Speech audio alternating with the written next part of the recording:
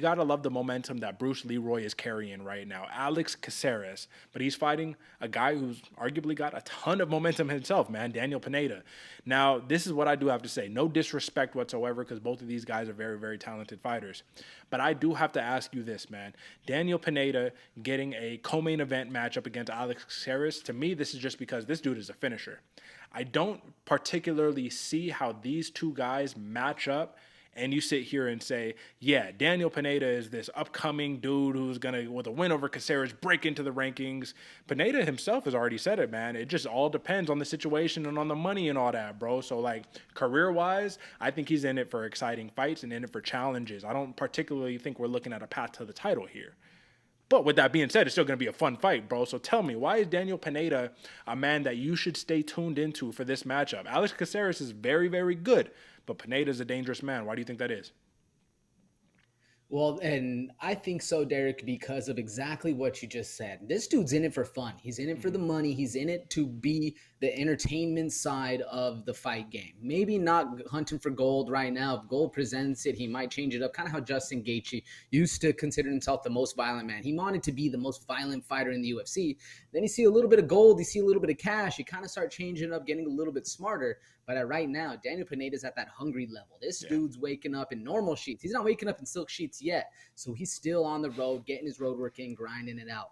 Why I like Daniel Pineda, and not in this fight, but at least as a fighter, this dude has a lot of finishes. What, 6 finishes in his last 10 fights, a couple no contests that were overturned. And yes, is the hit list, his opponents, are they the toughest of opponents? Not so much, but he's getting to that level where we're starting to see some name recognition.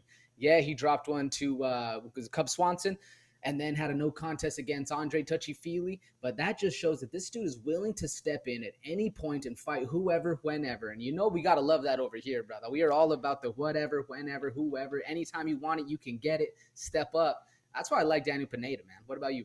I like Daniel Pineda for exactly the reasons you said. He's just simply a gamer. Simple as that. This dude comes to fight, and you said, yeah, he's got a couple finishes. My man got 100% finish rate, bro. So it's like, yeah, he does. He got 28 finishes on his record, brother. This man does not play around. But as you had mentioned, not against the stoutest opposition. But you got to think this dude's been doing it for a long time, bro. If you go back and down to his topology, the first fight is 2007. Like, this man's been doing it a while. Alex Caceres, though, man, I just honestly believe this dude is in a different echelon when it comes down to being a fighter. This is a man who, you got to admit, too, came up young in the UFC, pretty much born and bred in the big show.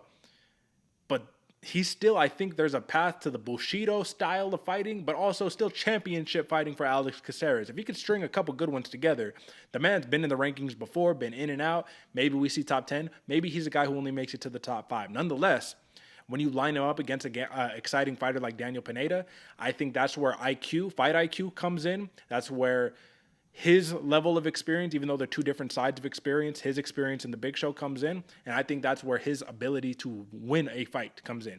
Do you know what I mean when I say that, AJ? Because sometimes I think that can be confusing. There's guys who have a knack for winning. And I don't mean just like, oh, yeah, they got wins on their record. They just know how to win a fight in the gamesmanship of it. Do you kind of feel what I'm saying? And it's that flow state that Daniel or Alex Caceres jumps into, and that's when he's best. And that's what I Mhm. think you're talking about, Derek. When he's on and he's gaming, he's looking smooth, he's reading the punches coming, he's seeing things before you even adjust your hips to throw the shot. And that's where Alex Caceres really shines, man. When he's able to string together a couple combos, dip out, come back with a head kick, something you've never even seen before, that flashiness that he presents, as well as this dude's a great dude. I mean, like you said, Derek, the Bushido style he presents is a lot of fun to watch because he's not out there talking shit, but he'll hand you some knuckles anytime you want. You gotta love Bruce Leroy in there, especially for how flashy a striker this dude is. Dude, he just makes fun fights regardless, and especially against a fighter like Daniel Pineda, who's willing to push the gas, push forward, present a couple holes, so that way he can get his opportunities. I'm looking for Caceres to exploit those holes. 100%. And I couldn't have explained that one better because at the end of the day, if you saw Alex Caceres' setup for that finish that he just had against Juicy J. Julian Arosa, right? My man, he was switching stances the whole fight. He's in a southpaw stance, stepping back, trying to clear space, create distance, switches to orthodox, throws like I think he might have switched back to southpaw, throws a rear left hand and brings the head the kick above it. The whole point is he set it up perfectly. He didn't throw that combination not one time in the other parts of the fight, and he was on the money when he got it. So, enough just all love to Caceres. This is how I think this fight plays out, and I want your opinion on this. I think Daniel Pineda has a very effective style. He is a finisher after all. I just think that his style is most effective against guys who are a little more square, a little more willing to just stand in front of you and walk you down. And I don't think his style is going to be as effective against Alex Caceres, who is nonstop movement, unorthodox, wacky switching styles. So he has his option of take Caceres down and try to submit him, but Caceres is good on the ground too, or just walk the man down and see if you can land the big one. I mean, what are your thoughts? I'm interested to see the strike differential on this fight at the end of the night, Derek, because if it goes how I think, we're going to see a lot of strikes out of the Alex Caceres camp, a lot of pitter patter, a lot of ones and twos, things coming in, touching you up from a distance, and then not getting hit. Whereas Daniel Pineda, he'll have the stronger of the hits, the more powerful, the more impactful. We'll see if that weighs in on the judges or not. But I agree with you. When Daniel Pineda has the best success when it's two dudes just trying to clash heads and fight in a phone booth. Alex Caceres is not that kind of style of fighter. I'm sure he has that dog in him, but he's a lot smarter than that, knows how to win, get himself in a winning position for the fight. Makes Alex Caceres a very hard one to bet against. 100%. And I'm going to give my pick on this one because when you're looking at the odds, Caceres minus 165 favorite, plus 140 comeback for Pineda. And there's a plus 275 decision calling my name right there, bro. I don't like the TKO prop on this one, even though I do think that it is in the realm of possibilities because Pineda is not particularly a guy who's just going to be sitting here going 3 rounds. I mean, like I said, he's never won a fight by decision. He's a finisher. So come round 3, Alex Caceres might put it on him. I don't like the submission, even though I think that's super possible as well, man. I just think at the end of the day, these guys are going to be swinging it out, and Caceres is going to take the smart path to victory. I'm going to take that smart path to victory, plus 275 decision for Caceres. How you see it?